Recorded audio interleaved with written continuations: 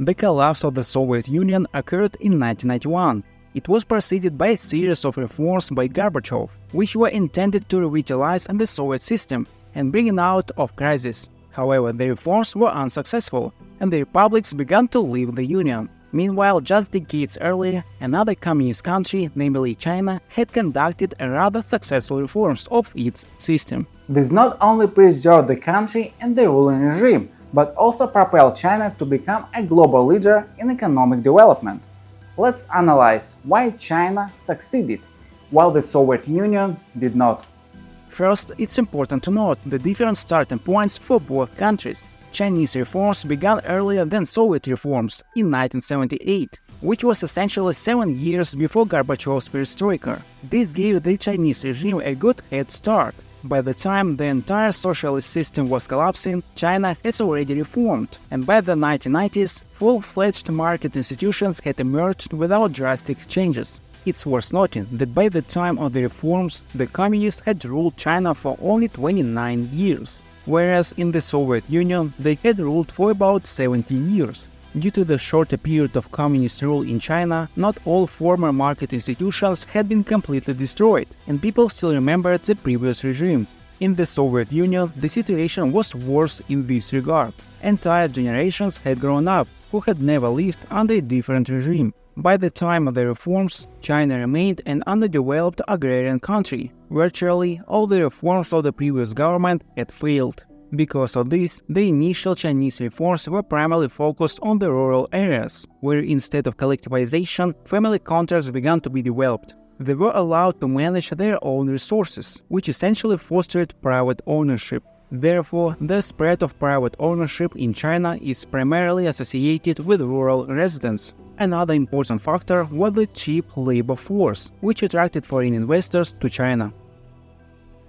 The Soviet Union, by the time the reforms began, was vastly different from China, so their initial conditions cannot even be compared.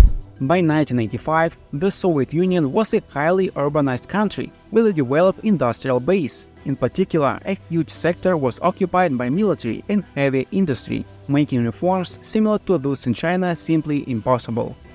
An important difference between the Chinese and Soviet reforms was the different focus and pace of the reforms. Gorbachev's reforms were mainly directed at the political sphere. Even the policies of glasnost and democratization were hoped by the Soviet authorities to bring normalization in other areas alongside democracy. Instead, this policy led to instability in the Union. Smaller nations began to demand independence, and people began to actively criticize Soviet power and demand more freedoms.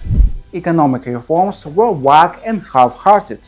It was only in 1997 that economic reforms began to take place, which mainly involved expanding the powers of enterprises. Chinese reforms were strictly focused on the economic sector and practically did not touch political changes, except for personnel rotation. China still officially maintains a socialist system. The Communist Party of China is at the head of power, and Mao Zedong is the leader of the nation. Deng Xiaoping directed all efforts towards reforming the country's economic system and essentially shifted it to capitalist tracks, although Chinese authorities deny this and generally call the system socialism with Chinese characteristics. Nonetheless, the Chinese economy began to reform, the private sector emerged, market institutions started to appear, and foreign investments poured in. It's worth noting the creation of special economic zones, oriented towards the external market. These zones created favorable conditions for entrepreneurs, which massively attracted investments to such areas. Chinese authorities did not rush with the reforms and implemented them gradually and cautiously. Again, the fact that the reforms were started much earlier than the Soviet ones played a role here.